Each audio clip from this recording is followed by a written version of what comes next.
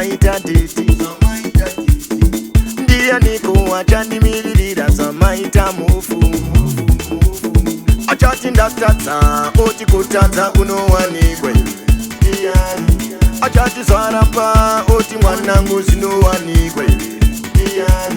Achati chiko chiri kunetsa achandibvunza mubvunzuka iwo ndiani. Achandigadzirisa ndichinge ndatadza singazofamba chireva.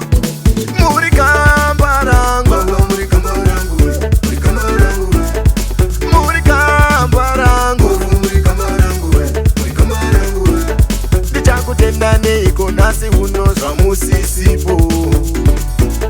Ndingakufadza neiko nhasi uno zvamaenda kure.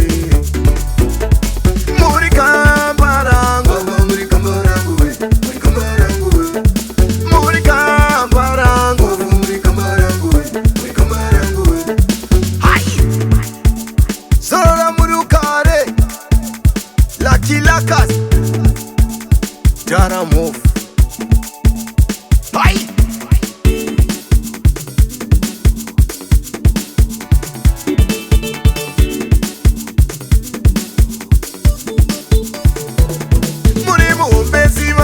Sopa muri koko mofuye mukono.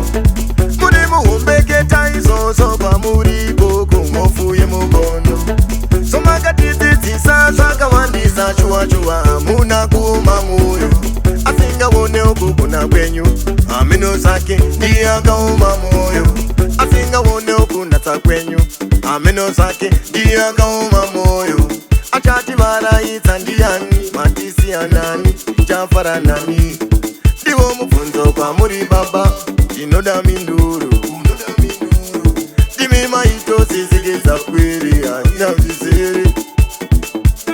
Dai pasina icho chichirwere ngadai tiri tese chitogara tese.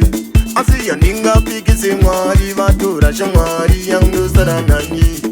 Asi handingapikise Mwari vatora shamwari yangosara nani.